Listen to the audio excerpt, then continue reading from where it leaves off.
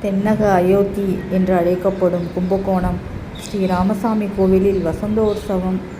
முதலாம் நாள் சீதாராமன் எழுந்தருளி ஓம் ருகுபுங்கவாய நமக ஓம் ஜானகி வல்லபாய நமக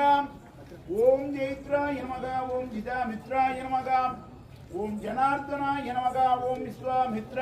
பிரியாய நமக ஓம் தாந்தாய நமக ஓம் சரணத்வான தத்பராய நமக ஓம் வாலி பிரபோதனாய நமக ஓம் அக்னே நமக ஓம் சத்யபாஜய நமக ஓம் சத்ய விக்ரமாய நமக ஓம் சத்யவிருதாய நமக ஓம் மிருததராய நமக